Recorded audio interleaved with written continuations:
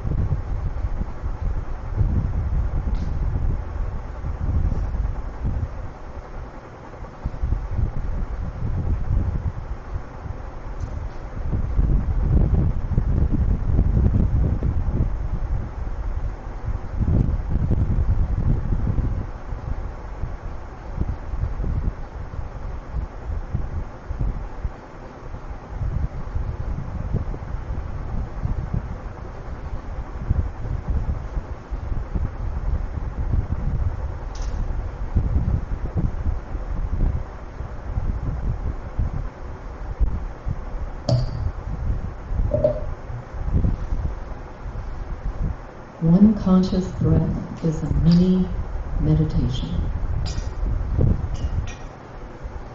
Awakening deep within you a silent power. The beginning of staying in the present moment is to become aware of your sensory perception. The ability to separate your thoughts from yourself is beginning to see or be the awareness disguised as a person. So let's take a nice deep breath. And be present in the room. Thank you, Warren. Oof, I was floating with that music. That was a sanctuary moment. Very beautiful. Anyway, we now have a spiritual thought coming up with the wonderful Jacque Stringer. Let's welcome Jacque.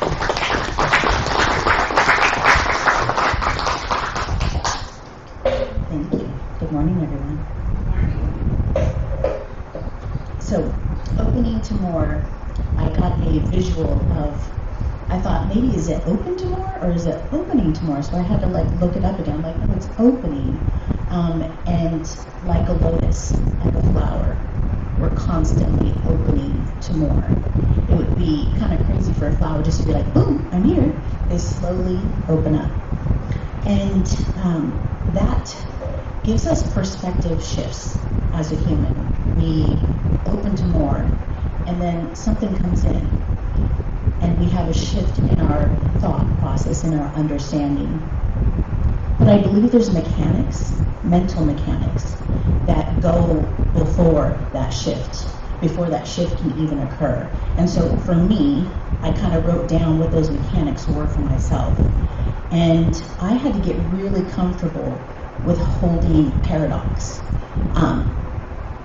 Totally opposing views. I had to hold here and hold here without having a visceral reaction to one or the other, saying, oh, I'm absolutely right over here and they're absolutely wrong over here. And that took a while because I didn't grow up that way. And you have to hold it there without judgment. And that's a really difficult thing to do. And as a Libra, my sign is the balance scale. So I believe in this lifetime, I was put here to balance out a lot of BS. A lot of BS for some reason. I don't know, but I'm doing it. And I believe that life is a true spectrum where we have us as an individual on one end, and we have the other over here, and then we have us together, that we know we're all one in the middle. And it's a constant balance of memory of I'm the individual, they're an individual as the other, but we're all together, but honoring all of those experiences at once. That's a really difficult thing to do as a human. And a lot of times, it's a constant recalibration, I feel. I don't think you ever come to an understanding and go, that's it forever, that's it. I used to. Then I would have these shifts and I would have to go, oh, shoot. Well, if I question that thing, I'm going to have to question the other thing and the other thing and the other thing, and it's a domino effect. And a lot of people can't do that. A lot of people can't do that, or they go into psychosis and everything's crazy. I've been there slightly. But a lot of times these perspective shifts will cause an awakening in you on some level or another. And I don't believe awakening is a cliche word, because awakening to me is like a jolt of awareness. It doesn't feel good. It's not blissful to me. It is at the end. But when it's happening, it's almost like you have to take off your glasses and you have to put on some new spectacles and you have to look at everything you've ever thought and then think about it and see it with those new glasses on. And then it may start to make sense later on, but if we're continuing to open to more, just starts to resonate differently in your body. And it's almost, for me, it's like having a life review while I'm alive. I have to really think about the things I've done to other people, what things I've said, and then I have to look at my reactions to what other people have done to me, and what they've said to me, and how I reacted. And it's a mini death while I'm alive. And it's a continual thing. I think the first ones are really hard, and they hit you hard, but the smaller ones, it's just more like an, oh, okay, because I'm already open to more. It's not as hard holding all that light. I'm not going to blow up. And I believe that most of us who are parents, our kids tend to be catalysts for a lot of these openings to us, because we have to start to think differently. And age 4, my son Alex would run around the house, and he looked like Mowgli from the Jungle Book. Didn't like to wear any clothes. Just little underoos, run around the house, dark skin, Puerto Rican. And it just would always make me laugh. And his first kinder crush was a little girl, blonde hair, blue eyes, freckles, and told me how much he thought she was so cute. In 2nd grade, he said, when we went shopping for clothes, I want all clothes like my big brother. I said, okay, fine. And then at about 8 years old, we were walking home from the park, and he said, Mom, I think I'm a boy. And some of you may or may not know, but I gave birth to a girl. And I wasn't surprised when he said this. I was surprised that an 8-year-old had that thought in his head, knowing that he was born a girl. And it made me stop and go, wow, what is this world? I had grown up in a very Christian, very pragmatic household. So he really, and by the way, I do have permission from him to share this story. It being Pride Month, I asked him, and this is something that it's been, well, he's 18 going on 19. And we weren't sure what was going to happen. And at that time, he was in a private Christian school. So you can imagine some of the things we had to deal with as a family. And, I won't go into, we've had many trials and tribulations, but I'm so thankful because he really helped me step out of that really dogmatic thinking, and I became a mom that was just in a state of allowing. I'm going to allow my child to be who they are without my idea of who they are. I'm just going to allow them to be who they are without anything. We didn't have a label for it. I didn't even understand it myself. So how could he? So all we did was just love and accept him. And then recently I was listening to a Melanie P. Hall lecture on YouTube, which is lovely because they have a lot of them on there. And this quote just came to me and I loved it and I wrote it down. It says, "The experience of discovery is essential to the conscious growth of every creature. If this experience is taken away from him by dogmatic or dictatorial means, the individual is cheated out of his own inevitable need." And so this made me, I've honored the journey of everybody in my life. So why not my child's? Why can't I, as a mom, honor his journey on this earth? And it's not been easy, but I know in my heart that he's always been and always will be, always has been perfect, complete, and whole. And as a part of a parent, I have to go back to that being able to hold the paradox of remembering and grieving the little girl that I gave birth to, while embracing and adoring my beautiful son that God has given me. And I am so happy that he's made me open to more in my life. Thank you.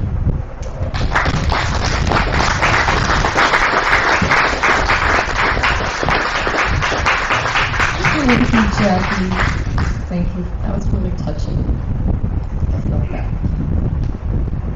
So now we have some wonderful music by Warren Cox.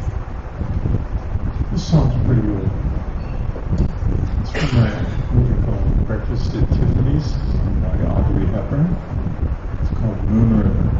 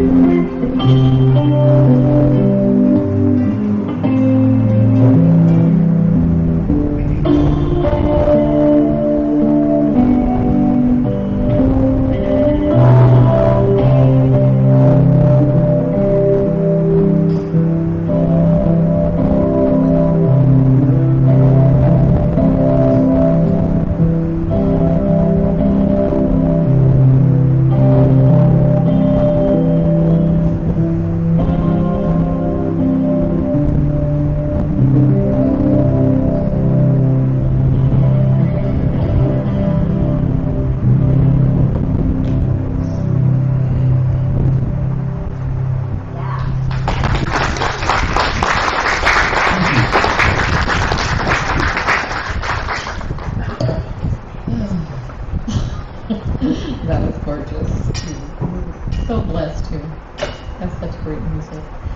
And we're also blessed because we have wonderful speakers. And our next speaker, you may know him, Reverend Bob Hayes. That's some kind of special book.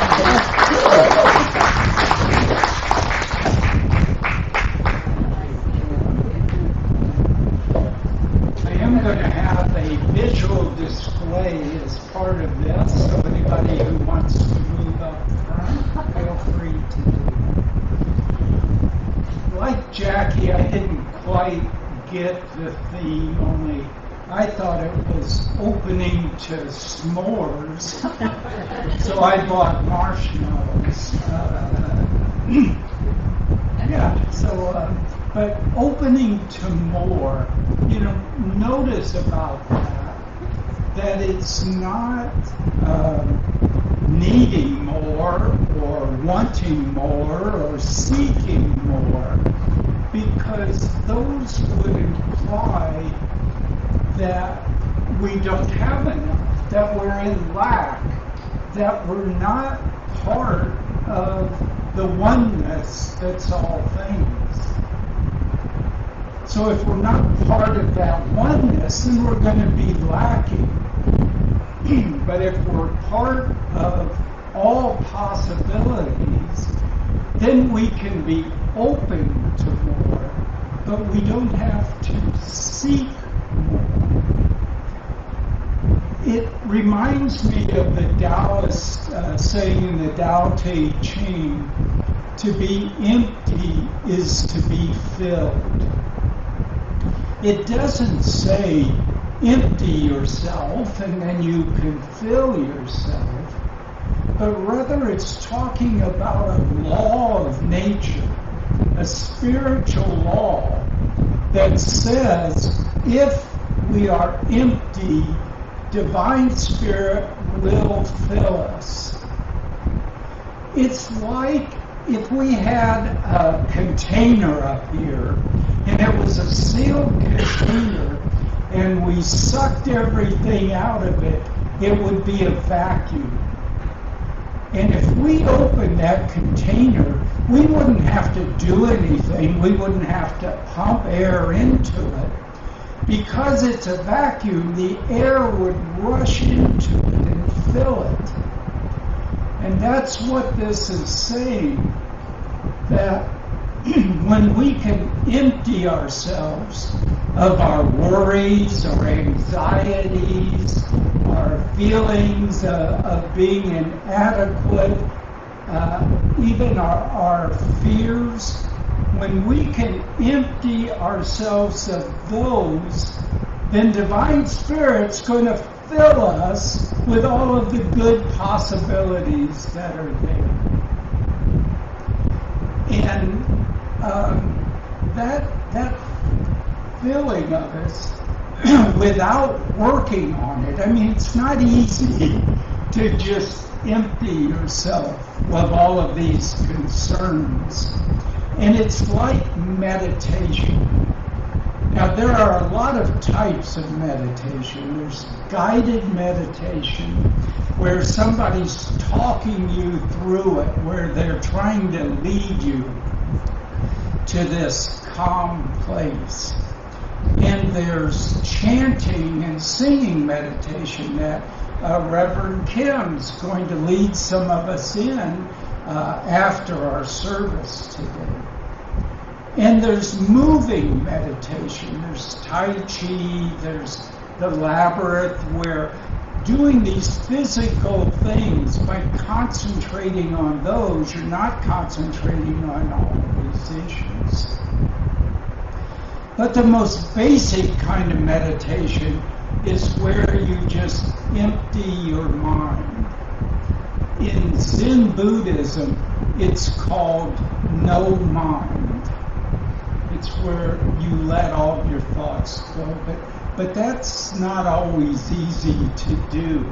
If you try to sit down and say, okay, I'm not going to think, that leads you into thinking about not thinking. It's like that little thing where if I say to all of you, You can think of anything you want, but don't think of an ice cream cone. Well, then, of course, the first thing that comes in mind is your ice cream cone. So those of you who have worked with meditation know the idea isn't to fight it. You don't try to wrestle these thoughts that come into your mind, because that just makes them cling harder. Instead, you have to learn to let go. To let the thoughts come in, but don't keep a hold of them. Let them go. Until eventually you reach that calm, still, no mind place. And it's like that Taoist saying of Wu Wei, the concept. Wu Wei sort of means allow to be.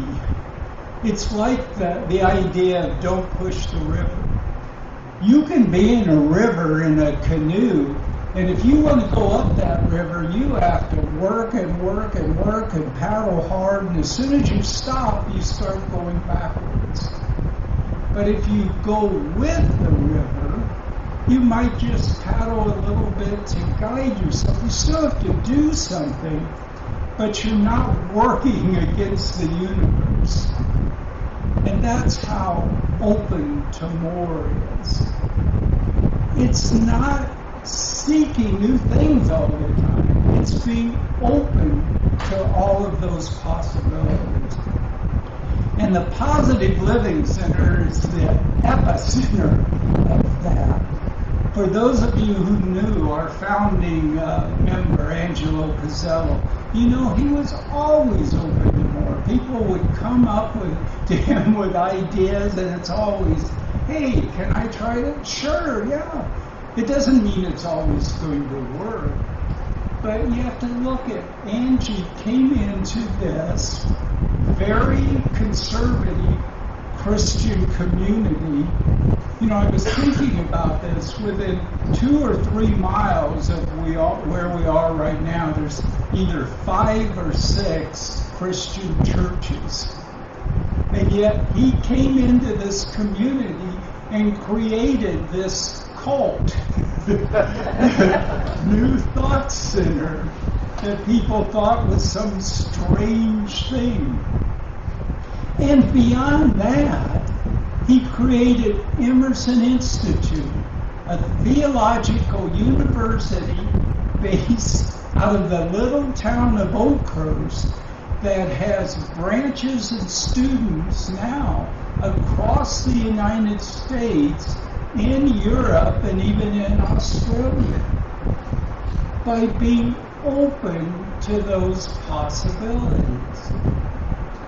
And like I said, it doesn't mean it's always going to work. Angie and I started things, driving Gene and Stella crazy, and they didn't always work. We had to let go of them. But you can be kind of one of 2 sorts of people.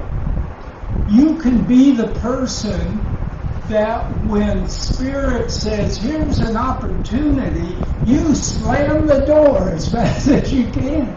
And you say, no, I can't do it. I'm too scared. I'm not capable.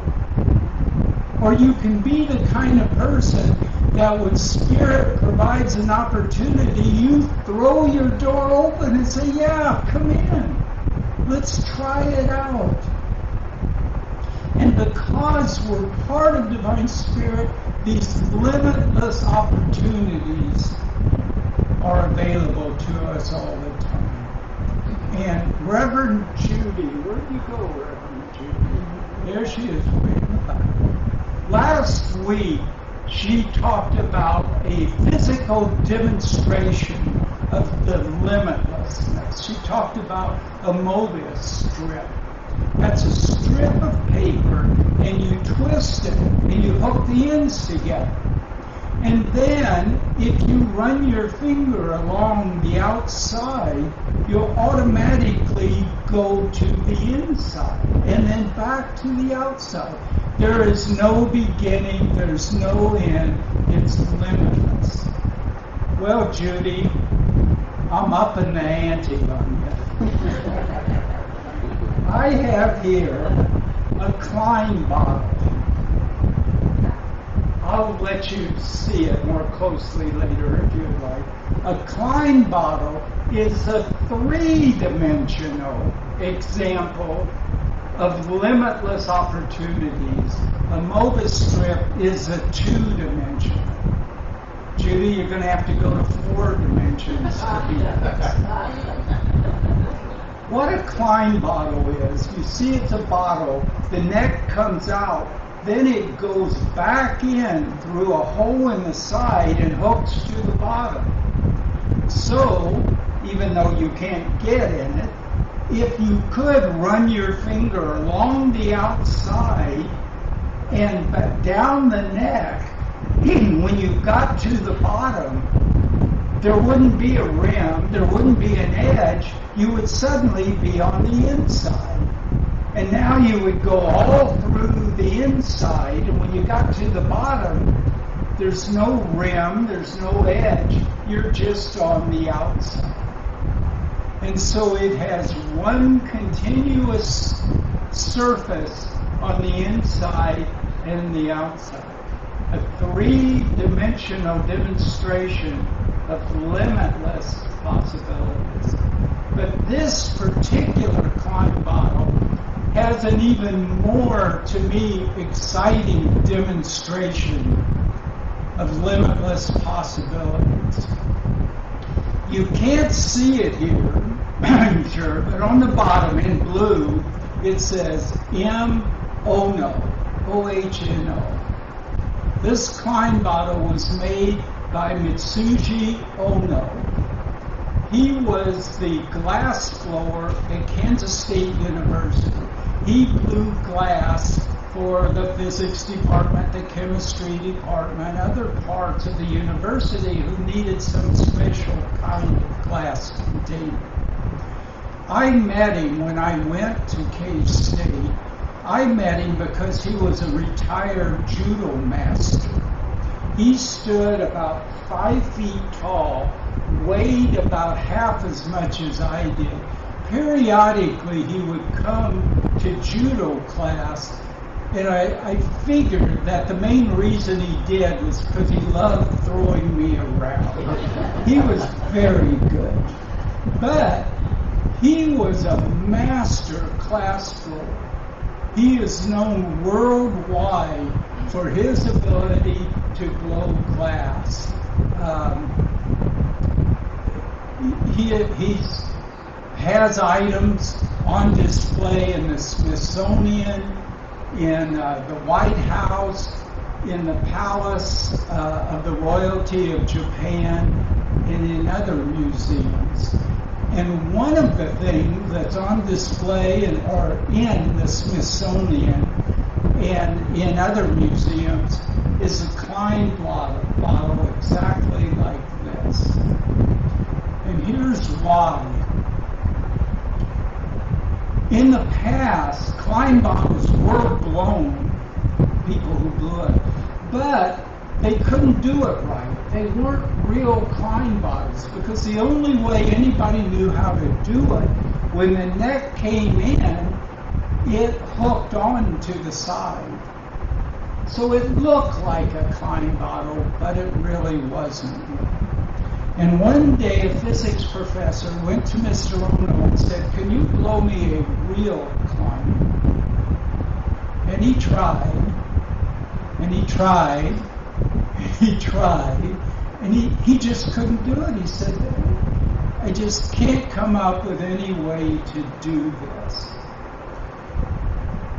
So he let go of it. And a few days later, in a dream, the universe showed him the only way a Klein bottle can be blown from glass. And he made the first one of these. And if you go on Google right now and Google who made the first Klein bottle out of blown glass, you're going to see Mitsuji Ono. And that's why this is a collector's item, by the way. very careful with it. This demonstrates not just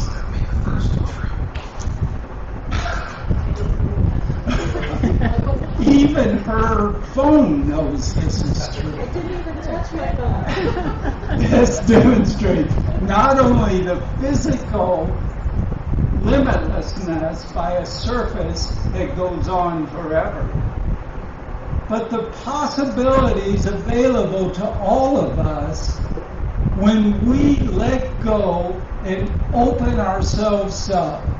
And here at the PLC, we know that. We know that we are one with Spirit. We know that Spirit has limitless possibilities. And I'll bet you all of us at some point in time have been told by people, no, you're not good enough. You can't you don't have enough talent to do that kind of thing. Everybody has wanted to limit us somewhere along the line. But here we know that we are infinite spiritual beings and that the infinite possibilities of all things are available to us. And we can open our minds and open our hearts and live a life that has all of the possibilities we can know. Thank you.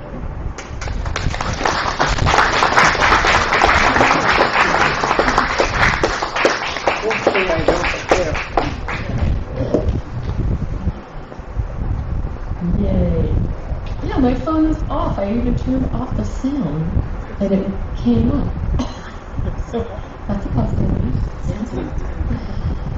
What was that? Was it Wu Wei? Did you say Wu Wei? Wu Wei. Is it? Okay. I'm going to put that into my gray matter so I remember that for later. Oh my goodness. I'd like to ask for 2 volunteers to come up and do the offertory. No, you go. No, Alan, you go.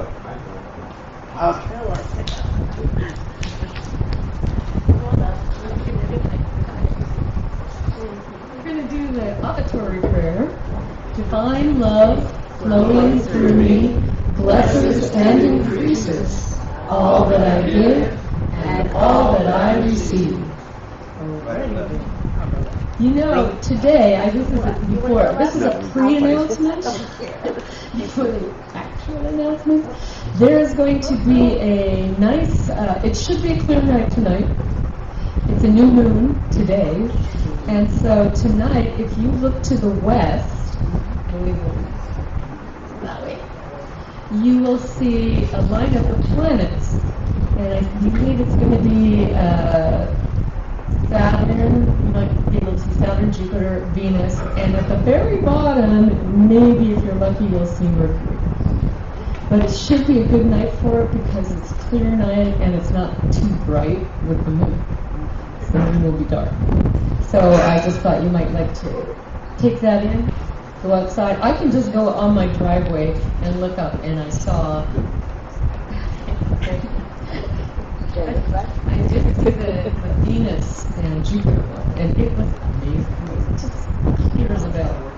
Thank you.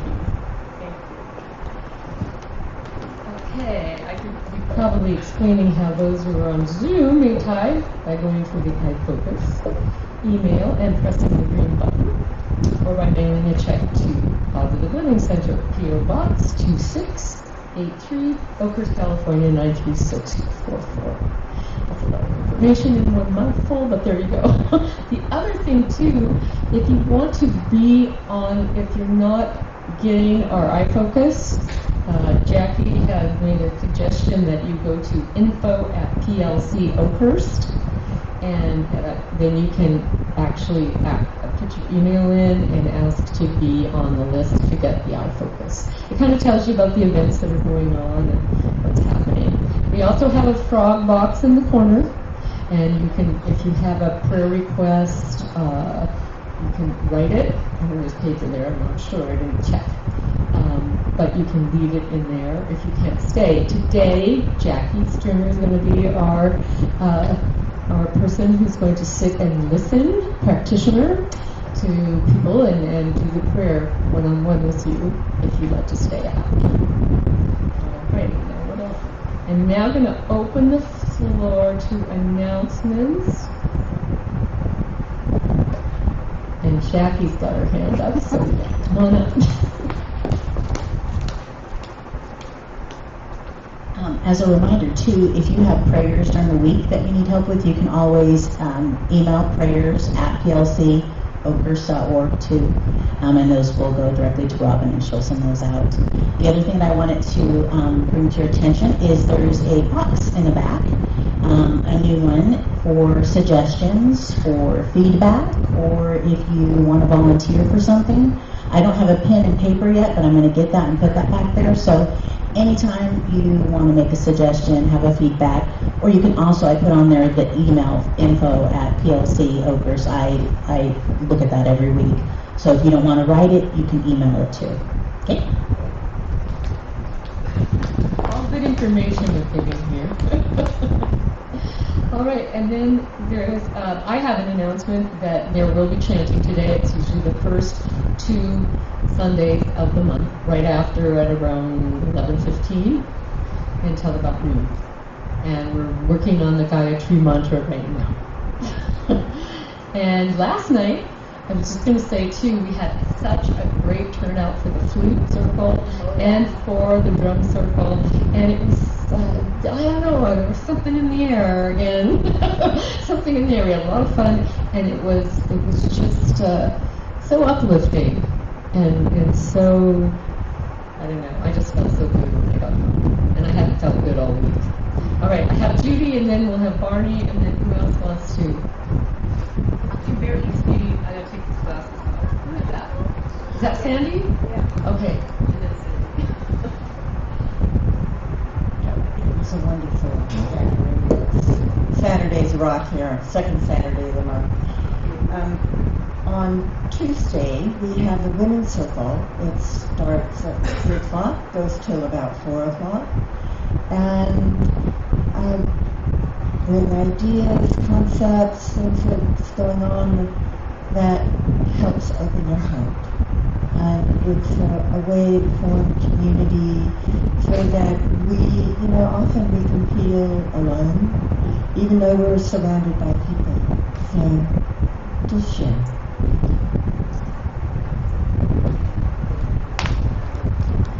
Okay, Barney, did you want to come up? And then we have Sandy and Ooh, I love it. I just, several months ago, I announced that the Vision Academy, started by Jane Geyer and Jacque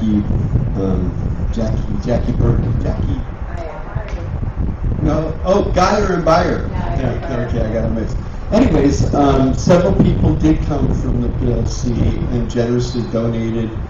And I got a report last night that the Vision Academy donated several $1,000s for scholarships last night, but also $3,000 more paid for the event.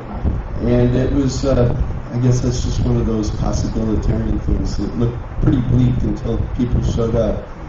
And I just a thought on Angie. When I first met Angie, I was really in a very challenging place. And Charlie was 4 years old, and Maggie was 2. And he talked to me and he said, "Oh, you like to sing?" So I said, "Well, anytime you want to sing at the PLC," he goes, "just show up and sing." And so, I don't know, so Marie Lane, I don't know if any of you remember her, but another wellspring of possibility. She started the ambulance service here. What a wonderful person. But I walked up at the beginning of the thing, and I said, "Hi, Angie." Said, "Anytime I want to sing, just come and sing." And move out. And she said, "Okay." She said, "What's your name?" And I said, "Barney." And she said, "Okay, Barney's going to sing for us." And I just thought that really, just that absence of control and just allowing things to be as you have, Jackie. It really moved me what you said. It's just what this place is all about. And I'm just grateful to Angie and all of our progenitors of this beautiful place. And let's hold that in our hearts.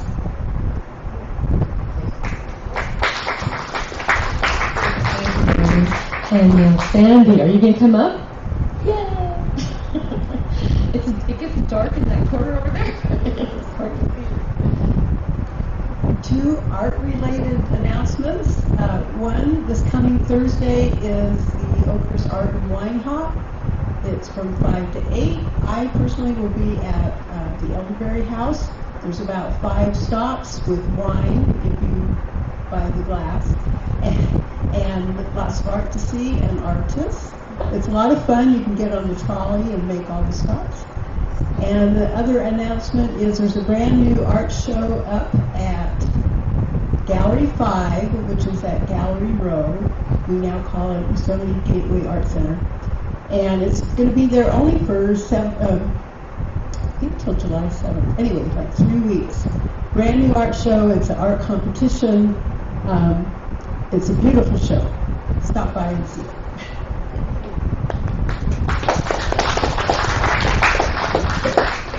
A lot of things going on. It's nearly summer.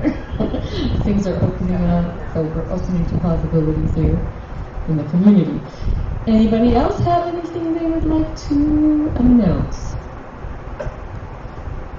Okay, I think we're done with that. We're actually on time. All right, so next week's speaker is going to be Reverend Robin Wolford.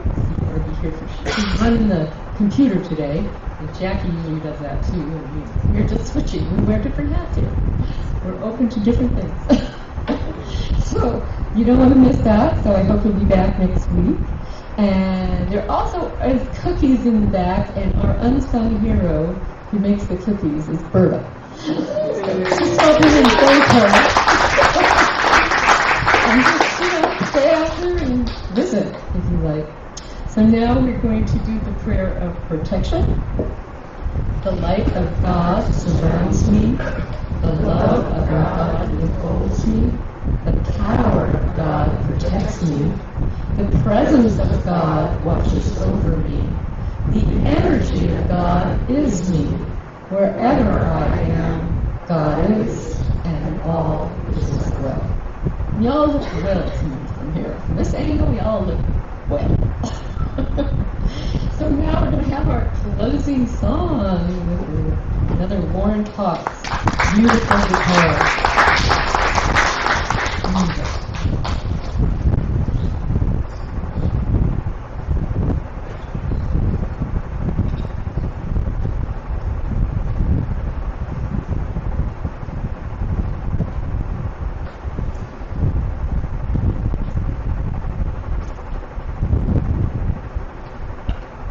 This is actually not a Beatles song. Written by John Lennon after the Beatles. It's probably one of, if not his most famous song, called Imagine.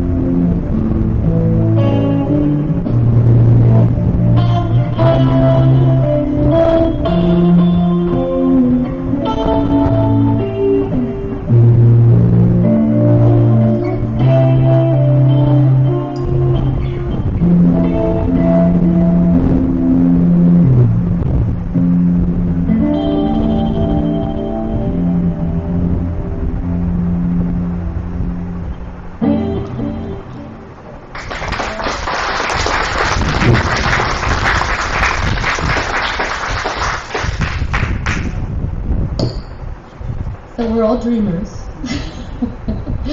And you can imagine that. Thank you. Couldn't come up with a better word. So now I would like to ask Reverend Judy to come up and do the closing prayer.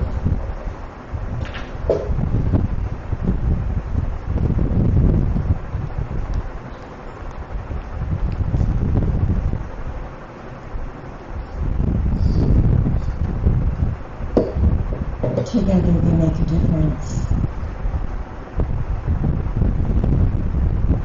Together we can imagine a whole, beautiful, clear, peaceful, loving world.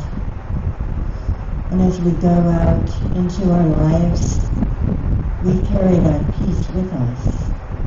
We imagine it for those who can't. We bring that love, that idea, that respect for each other into the world, and we share it fully. And so it is.